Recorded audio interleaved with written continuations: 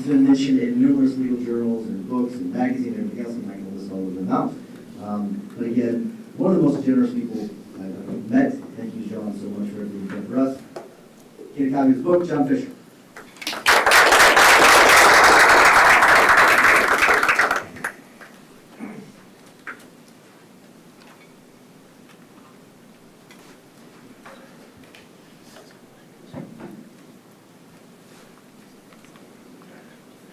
I'd like to take you back to October of 1992. You come back to me in a small office in upstate New York. And visualize this in your mind. It's a cramped, tiny little office. It's about the size of here to this wall, back to here. And in this tiny little room is a conference table. And seated at the conference table is a young lawyer who's just starting out. And he's sitting down there, and he's far more nervous than he is right now. And his hands are trembling, and he's sweating. And sitting across from him are his mother and his 3 older sisters. And they planned for this day a long time. Because someone's about to come through that door that they know very well, and they planned for this day. And as we sit there waiting, the door opens. And when the door opens, a man comes through, and he sees the 4 of us sitting there. And he stares with us, not knowing what this is about. But then it dawns on him. And he's tempted to leave the room and walk out. But we come get him, and we bring him over. And we bring this man, named James H. Fisher, back to the table. And reluctantly, he sits down with us. His arms are folded, and he's looking down. And this is the last place in the world that he wants to be. And as we sit there, my mother, my 3 older sisters, one by one, they take turns talking about the impact that my father's alcoholism has had upon their lives. The devastation, the changes it's brought on them. One by one, they tell their story. And then it gets back to me. I'm the last one to go. And when I go, I draw on the only emotion that I've got, the most spontaneous, raw emotion I've got, and it's anger. And it's anger for what had been years and years of my life since being a child, of really being deprived of a father. A father who would come home, a lawyer who was very successful, would come home almost every night and fall down face flat on the ground. And I would actually, virtually every night, pick him up off the ground, put him over my shoulders as a kid, and then trump up the stairs to the bedroom, where I would put him on his bed, lay him out, and actually help undress him every night. And that raw emotion came through. And as I was telling my father there, he just sat there at the side, sort of with arms folded. And he looked down, and he wouldn't look me in the eyes. And that after I got done pouring out all of the anger, the raw feelings that I had towards my father, he looked at me with a sober expression. And he said, "Are we done now?" And I said, "Dad, I'm just asking you to do me one favor. I want you to walk out that door with me. There's a car waiting right outside your office. And I want to go with you to the hospital where we're going to get you some treatment and some care." And he said, "John, I'm too busy. I'm too busy. What are my clients going to do?" So my dad that day, James H. Fisher, stood up with that look on his face. He turned around, he walked out that door. He never got the help that he ever needed. He died in 2005 after having dragged himself to death. And what I'm going to do at the very end of this is I'm going to share with you how that experience changed my life forever. It changed everything that I am as a person. And I want to tell you that when people say, they use these terms very often, that you do business with the people you know, like, and trust. I don't buy that. Because, of course, you need to know somebody, but are you going to hire Will Eady because you know who he is and that he does nursing home negligence? I don't think so. Are you going to hire Bernard because he does workers' compensation insurance? There's about 1 million workers' comp insurance lawyers out there. You're not going to hire him for that. What about Mo for personal injury? You're going to hire him just because you know him? What about if you like Mo? Well, that helps a little bit. You're still not going to hire him. Just because they know you, they're not going to give their life, their kid's life, to Mo Lilienthal simply because they know and they like Mo.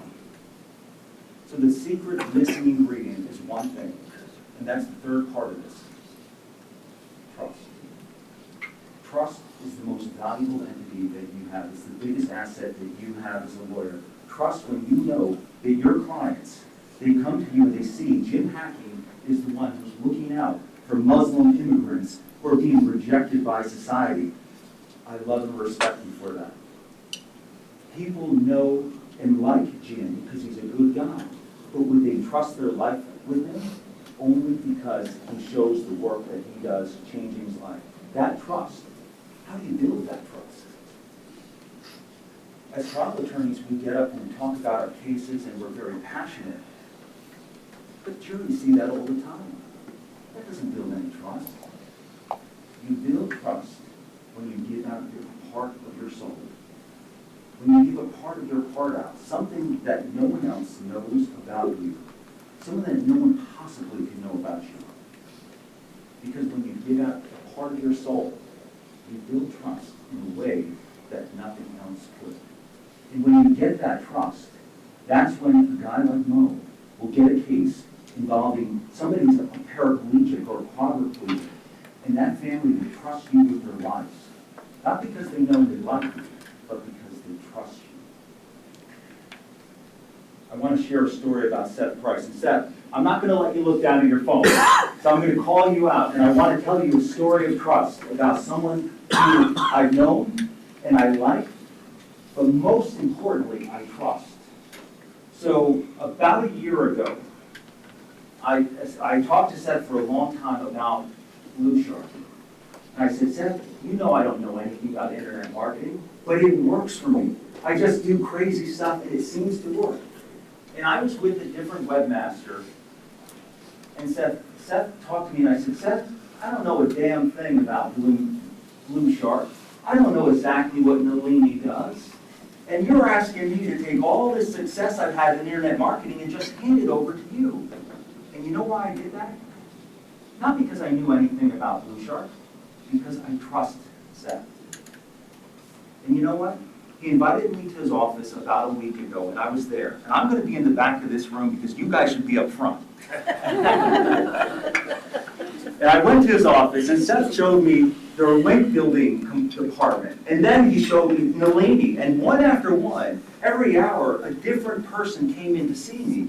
This is what we're doing with content strategy. This is what we're doing with community marketing. I'm like, are you kidding? I had no idea. See, I don't really know how to do any of this stuff, but these people do. But you know what? It didn't matter, because the point is that I trust Seth. I trust Seth with my business. And if internet marketing dried up and went away, I'd be in trouble. But I trust Seth Price, and now I know that that trust was well placed, because his company absolutely kicks ass and does things that I had never been doing before.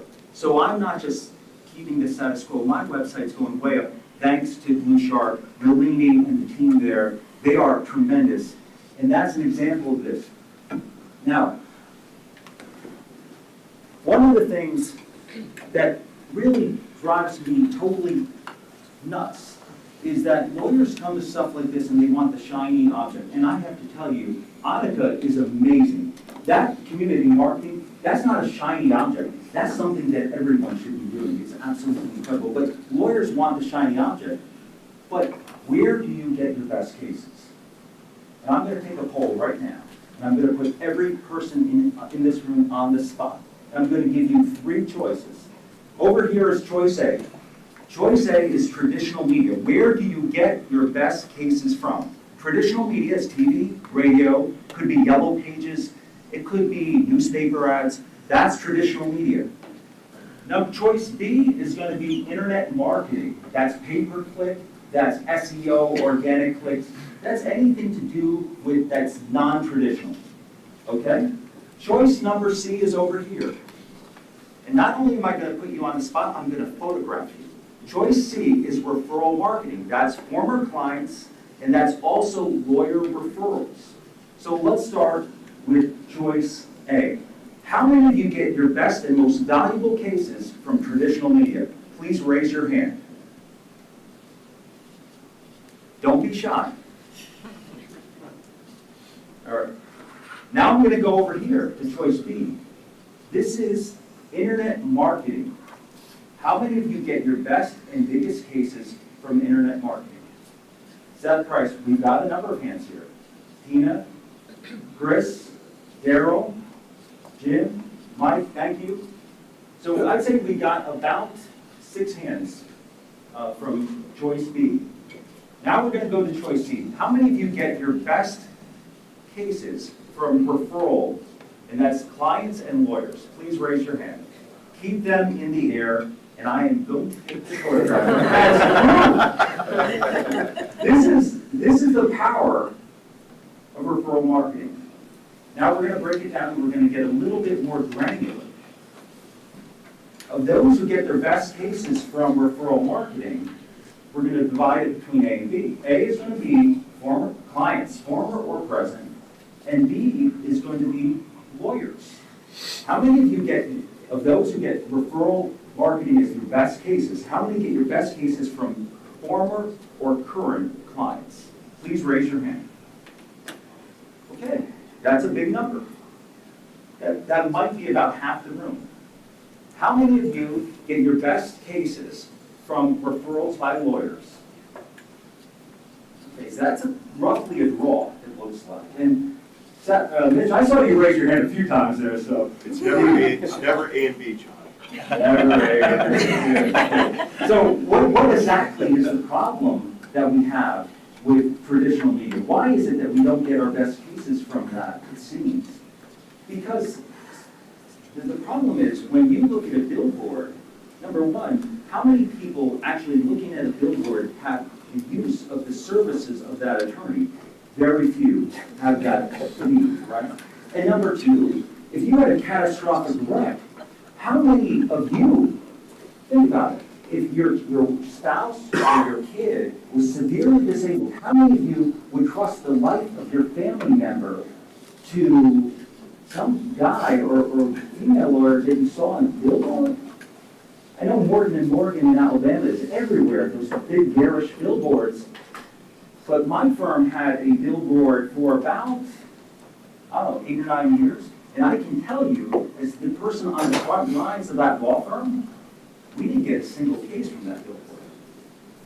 Billboards don't have anything to do with the core requirement of getting a case that Mitch Jackson knows so well, trust. Does a billboard build trust between you and the client? Because you passed that billboard in Santa Ana about 1 million times, does that build trust between you and that lawyer on the billboard? I don't think that you even recognize that billboard every day. It becomes a blur to you. Every single day you pass a billboard, it becomes even more meaningless to you. That is the problem. Traditional media sucks. Now, why is it that lawyer referrals are marketing gold? Because when you get a lawyer referral, the case is number one, pre-screen for merit. Lawyers know what makes a great case.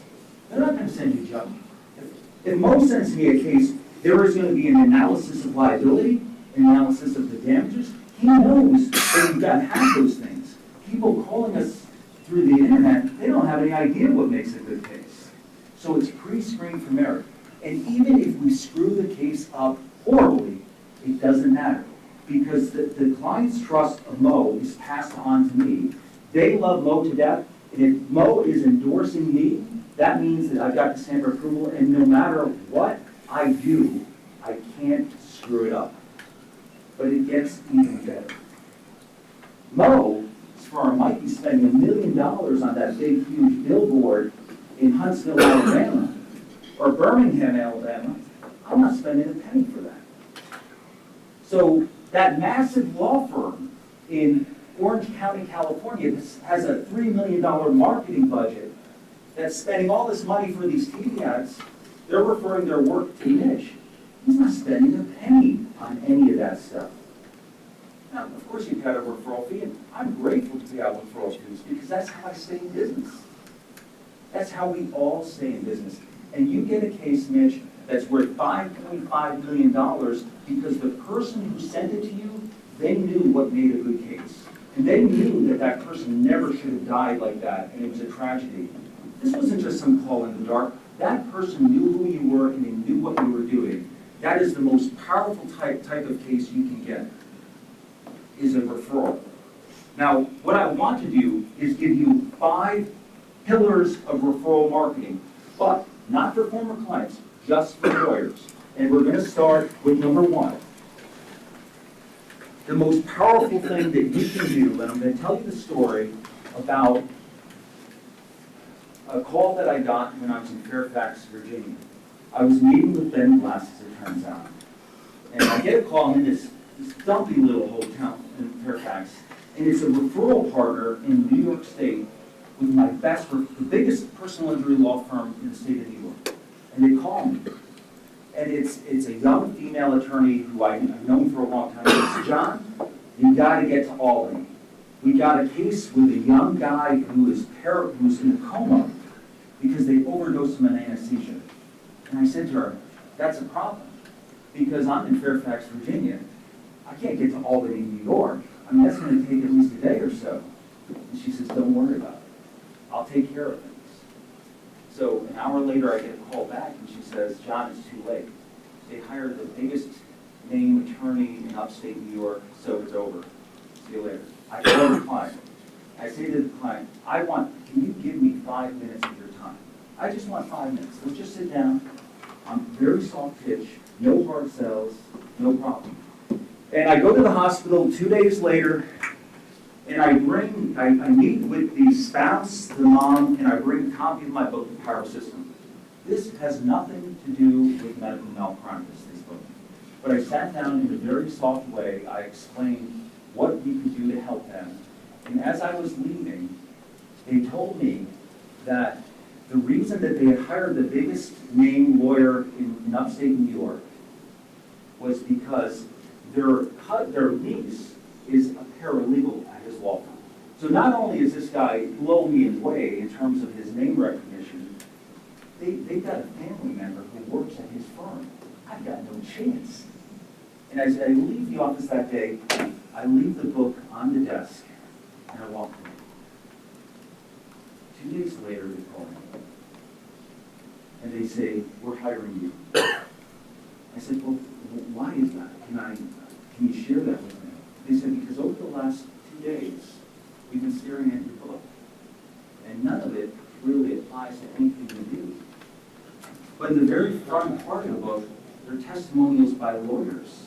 Guys like Nick Ortiz, and guys like that who are writing that you are the best medical malpractice lawyer around. And these are like heartfelt testimonials. And people are writing these things about you. It's got to be true. You're the guy for this case. That's a $3.6 million case. The reason I tell you, a book is the most powerful thing that you can do. A book is the reason why you get invited to things like this to speak. National, local events. This is your gateway to speaking events, a book. In your county, your regional, everything. If you are the author of a hardcover book, not an ebook, and not a paper guide, but a hardcover book that's got all of your best secrets and advice, this becomes the ultimate business card that will never die. And Seth, stop looking at your phone. I'm going to call you out again. When you have a book about internet marketing that you share with your ideal referral partners, this book never goes away. This is the reason why when we do a mastermind, people come and say, I wanted to meet the person who wrote this book. You don't sell anything in a book. You give away value, nothing else. My wife is a judge in New York State, and she's told me that she came back from one of her judges' conferences in White Plains, and she said, do you realize that when all the judges meet and they discuss changes to the law, that they're using your book as an example of what the processes should be in a lawsuit? I'm like, are you freaking kidding me? That's crazy. Nuts. This is value. This is the hardest pitch I'm going to have with everyone here. No one is going to buy this at all because of the work, the time, and the effort that it takes. And Wayne Pollock and I had a discussion about that. Wayne, where are you? Here? We had a discussion about that. I said, scrap the ebook. You put 2 years of your life into this and write the authoritative book about PR for lawyers, and this will be a gold mine for you. It's paid for itself many times over for me. Ken Hardison called me one time. He said, I read your book. You've got to come to PILMMA. That's where I met Mitch in Fort Worth, Texas. This is, people will call you out of the blue and say, we read your book. We have to meet you. That's my #1 piece of advice. Now, I'm going to go to number 2. And I have to share a story about newsletters for you.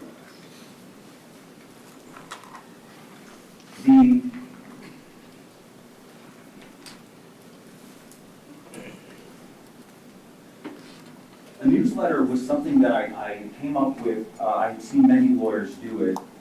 It had varying levels of success. Most of them it just really didn't resonate for many. They give it a shot, didn't really work out.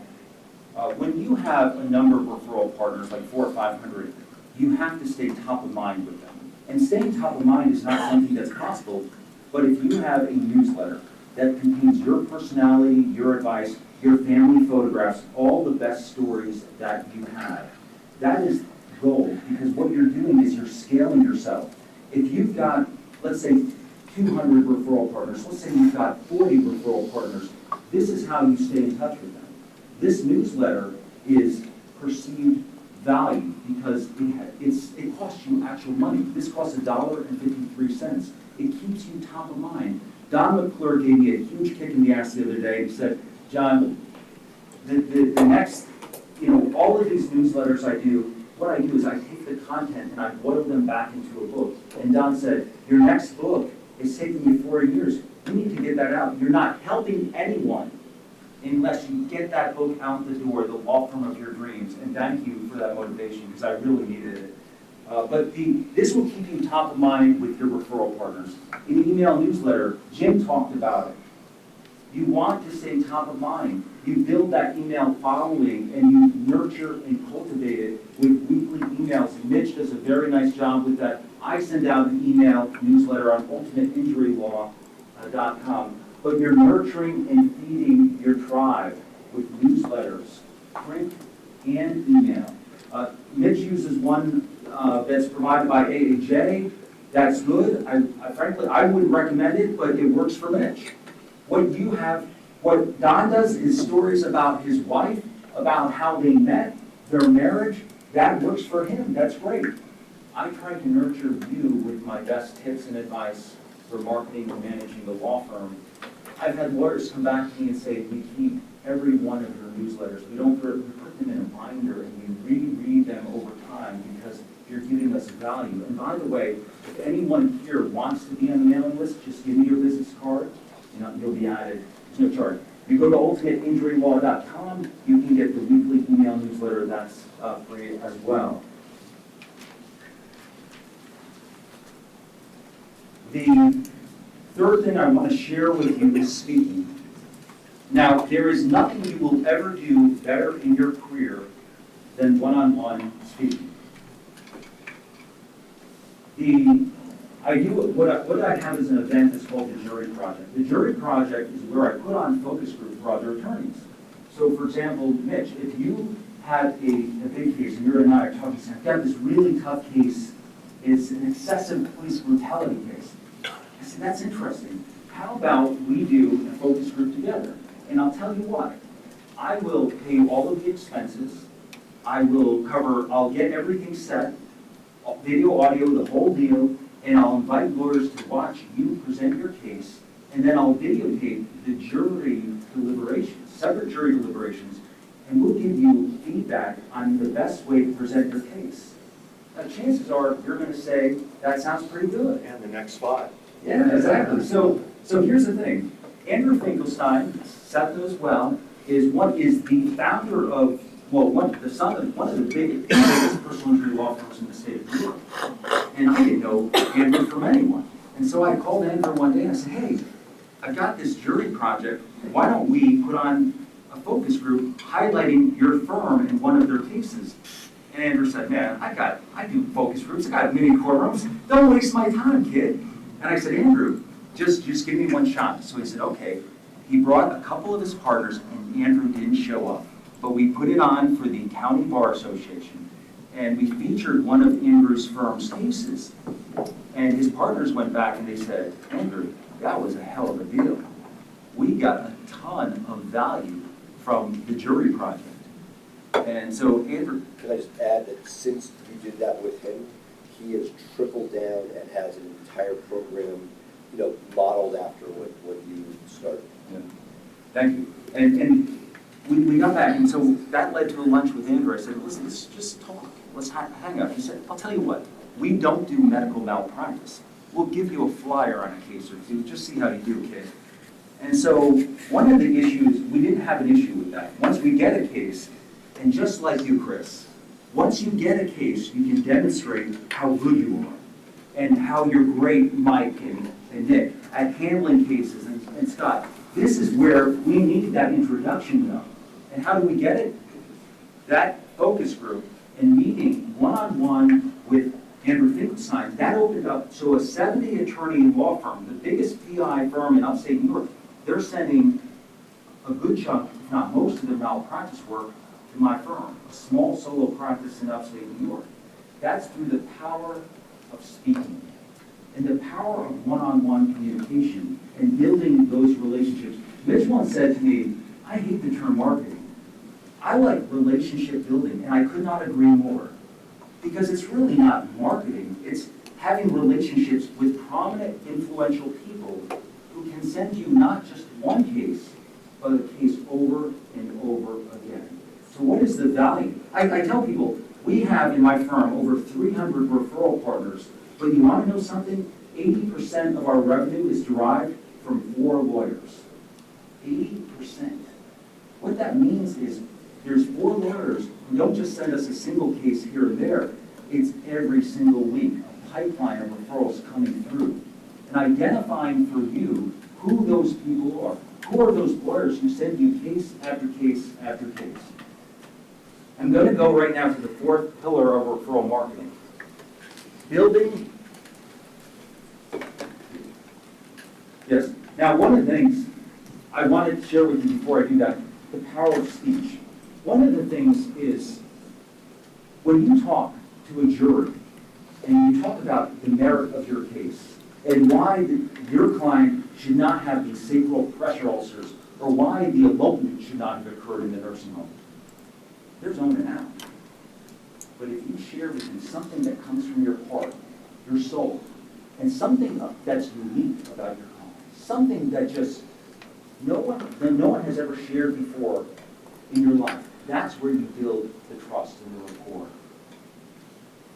And when people say to me, how do you get through life or each day, it's the same thing. To me, there are 3 things we all should do every day. If we do this every day of our life, you're going to have, what a wonderful, number 1 is laugh. You should laugh every day. Number 2 is think. You should spend some time in thought. And number 3 is you should have your emotions moved to tears. Could be happiness or joy. But think about it. If you laugh, you think, and you cry, that's a full day. That's a heck of a day. You do that 7 days a week, you're going to have something special. Go ahead, next.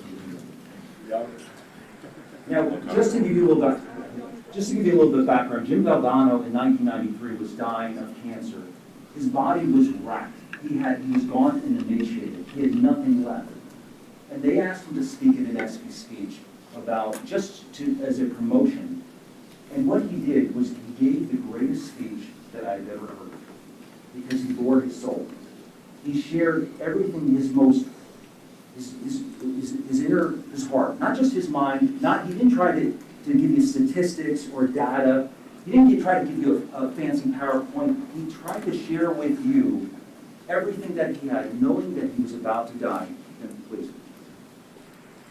I've got to go, and I've got one last thing. I've said it before, and I'm going to say it again. Cancer can take away all my physical abilities. It cannot touch my mind, it cannot touch my heart, and it cannot touch my soul.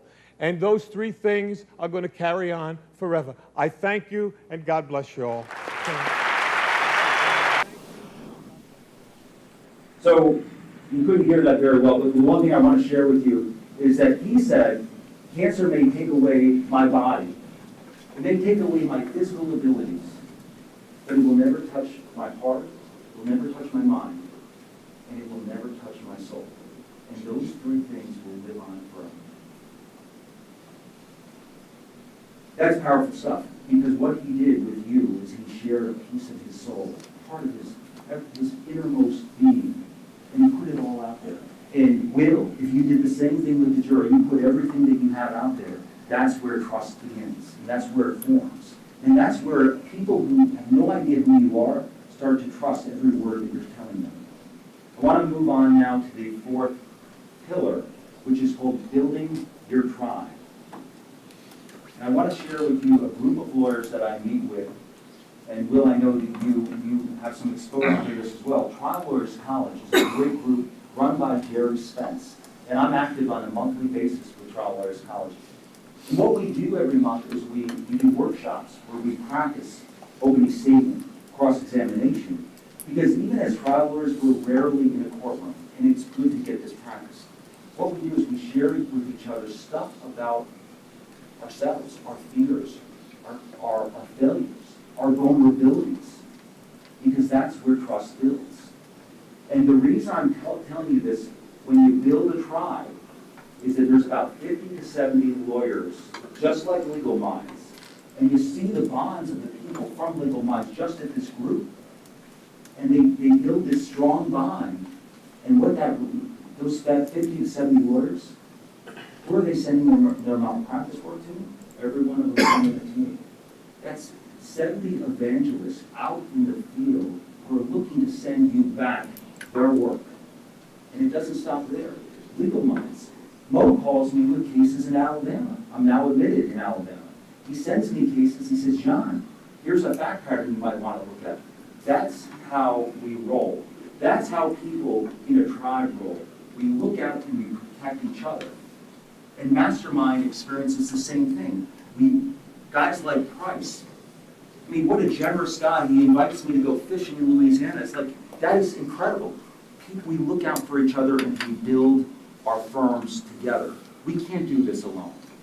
And Chris, all the great stuff you're doing with Annika, it's just amazing to see this. But it's one referral. People talk about, should I join BNI?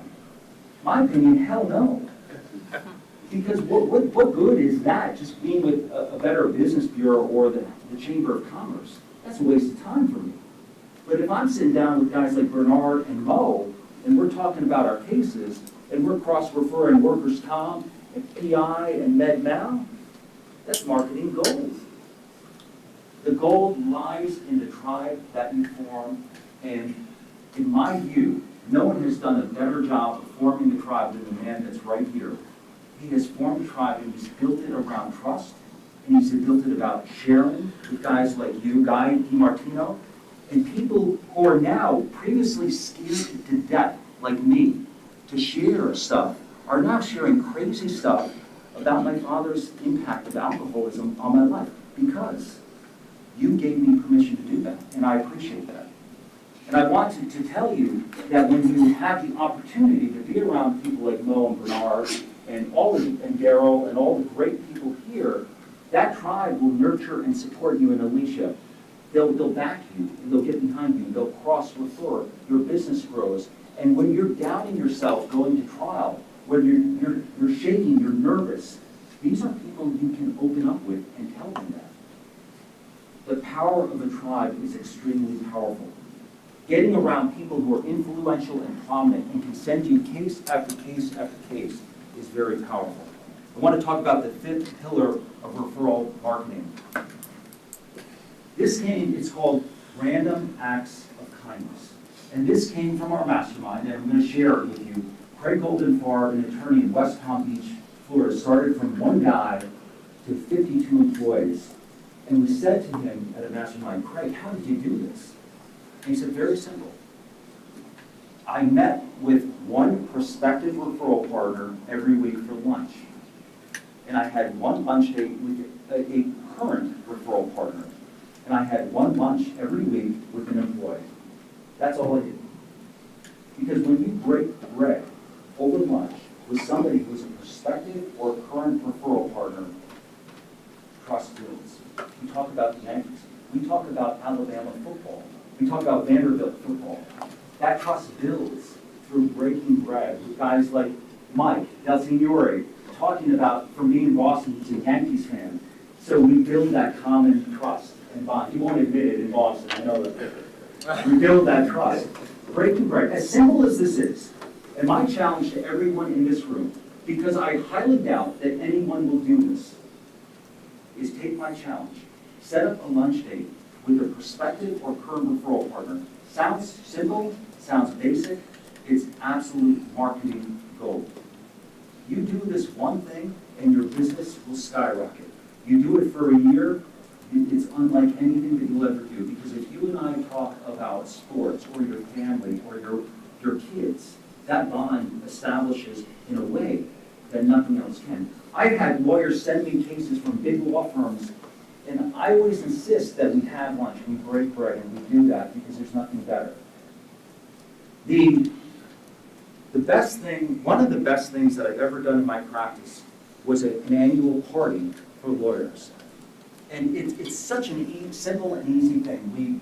We rented a boat, we got a blues band, and we invited the world. Lawyers, past clients, current clients.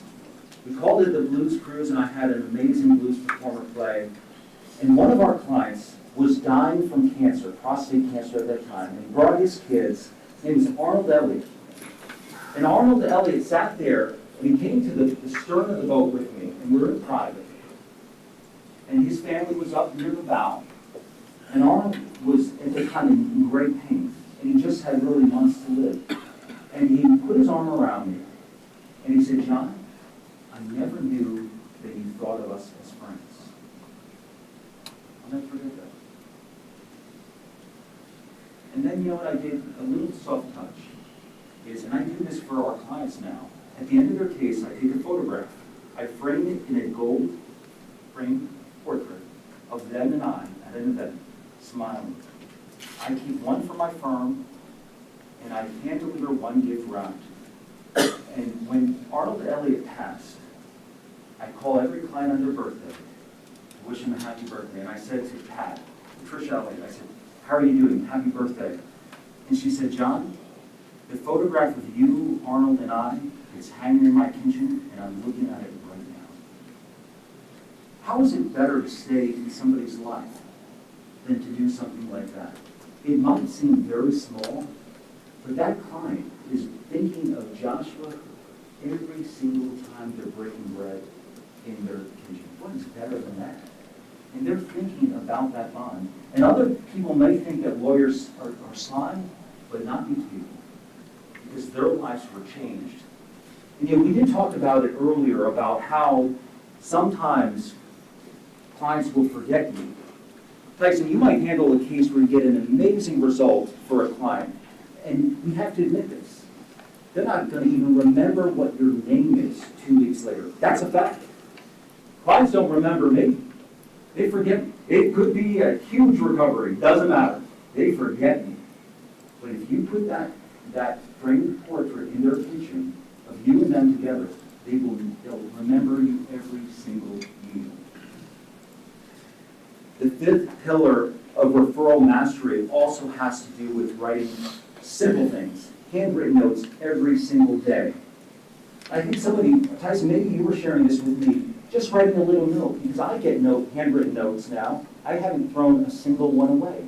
That nice little touch is everything. Show up like no one else is the key to doing this. Now I'm going to give you the bonus material. This is the one thing that I do that is the highest and best use of my time. And you know what that is? When somebody like Will refers a case to me, I don't send out a generic letter declining the case. Every single day, this is the one thing that I do, I write a very detailed email explaining what we've done, the medical records, the experts' review of the case, and how the analysis that I have and what we're going to do next. And when a guy like Will gets that email from me, what does it do? What it does is it builds trust.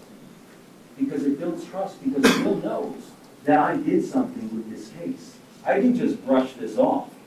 Minor injury, no big deal, just dump it. No, I looked into it, I spoke with a physician, and I analyzed the case for liability.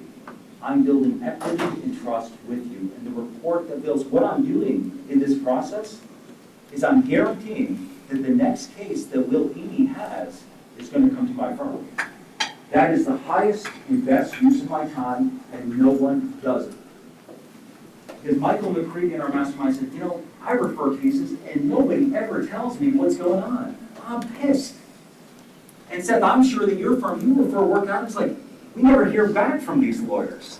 What's wrong with this? But your clients aren't injury victims or people who give you some money for a patent. Your clients are lawyers, and you need to change the mindset so that you start seeing things that your highest and best use of your time is nurturing and cultivating the relationships that you have with lawyers. And I'm going to show you how to scale this right now. So you might say, those newsletters sound great. All this stuff sounds good. There's so much work. I don't have time for any of this crap. Are you kidding me? Okay, I'm going to tell you right now how to do this, how to scale it.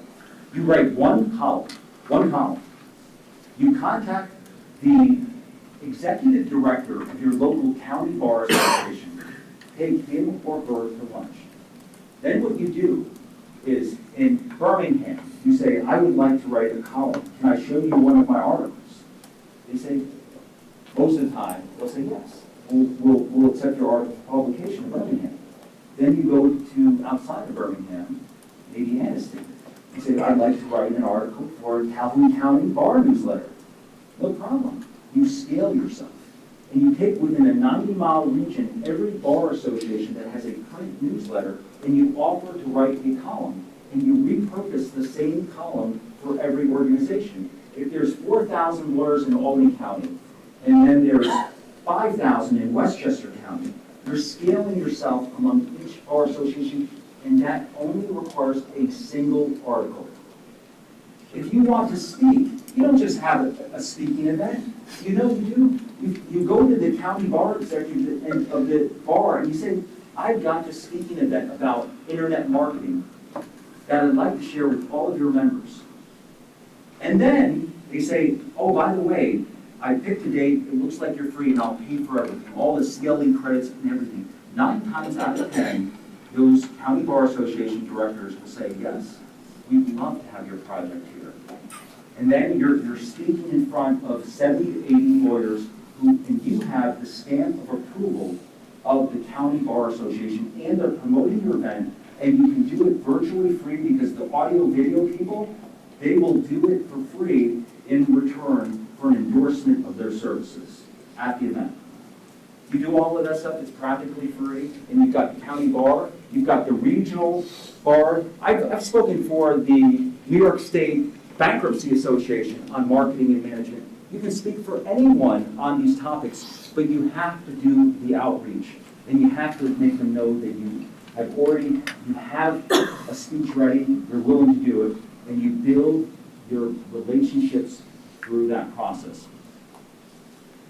Now, I want to share with you something that is very personal to me. When I started my firm 5 years ago, I basically worked for a big catastrophic injury firm that was nationally prominent. These were amazing lawyers, much better than I am. And for 14 years, I was a partner there. And I did the grunt work. I was the guy doing the trials, and I freaking loved it. Every day I got up with a smile on my face because I handled birth injury cases, these huge cases. And in the beginning, I had no idea what I was doing, but I just managed somehow. This dumb kid figured things out. But when I was finally on my own 5 years ago, I had been fired by my firm. And I'm out on my own. I had no idea how to run a business. I wrote that book because I figured, why not put it all down on paper? And so one day I'm walking out of the deposition, and this is something I really believe doing in our profession. And I'm in the elevator with the defense attorney in this little tiny room, and he's like this older, distinguished guy, you know, he's like this sort of. And I said to him, you know what, Robert, I want to tell you that I really appreciate the way that your firm handles cases. You guys are so professional, and you're not demeaning to me, you're not nasty. And you know, he turned at me like this, and he's got this sort of like look on him, and he goes, "You're happier than I've ever seen you." I didn't expect that. And you know what? That's true. Because with all the stress and anxiety that I have to this day, I'm happier than I've ever been.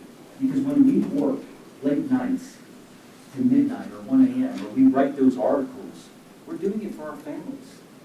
We're doing it for them so that they can have better lives. So our kids can have the education that we want them to have. All of those things. But I want to sort of touch back for a moment from where we began. And I told you that the story that I told you changed my life. But how so? When I sat there that day and my father left that room, I was frustrated. But I realized one thing for the first time in my life, that when I was a little kid, my father's alcoholism, I had a coping mechanism. And that coping mechanism was to pretend like it wasn't happening. And my mother always told my sisters and I, just act like it's not happening. And I would put up this shield in front of me so that when anyone tried to get close, that shield would block them. I didn't share any emotions. I didn't share any of my vulnerabilities. And I sure as hell didn't share any of my feelings. And I had no real relationships at all. But through this experience, I realized that because of what I had been through with my father, that I had been shielding myself off from people all my life. And I needed to start sharing myself better. I needed to start sharing my weaknesses. And it was about 3 months later that I met the mother of Kim, Lisa.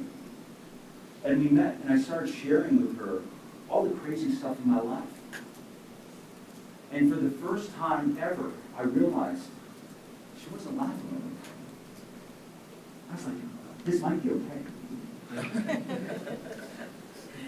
And I thought, man, she actually seems to be accepting. I'm not a fool anymore. And that led to one of the most amazing things, is a marriage with a woman who I love to death and I'd do anything for, and 3 amazing kids. And I want to tell you, my son Tim and his 3 siblings, they are amazing, and I am so grateful to have them in my life.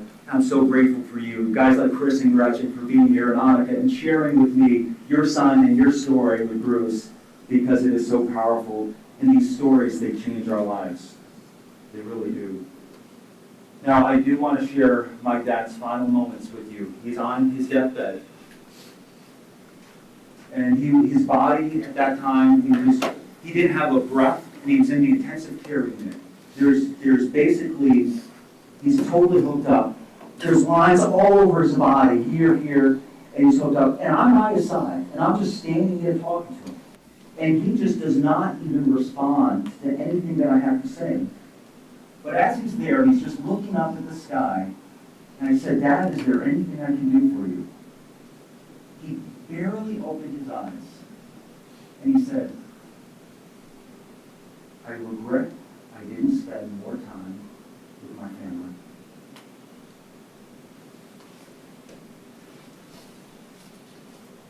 The power of James H. Fisher, my father, is that lesson.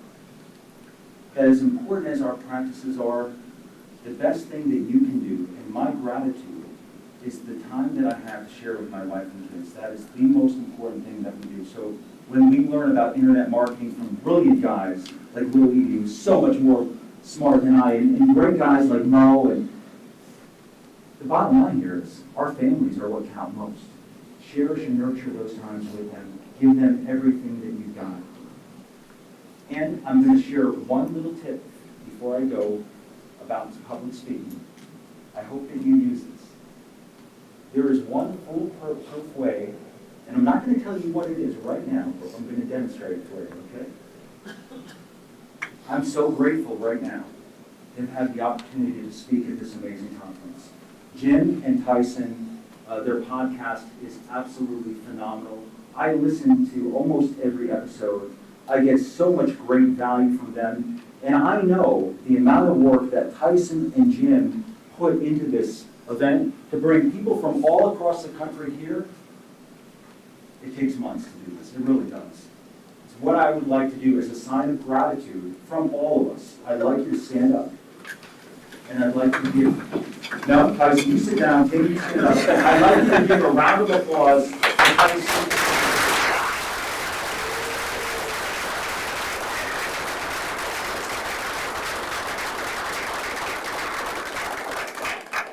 And that's it. That is how you can get a standing ovation at the end of it.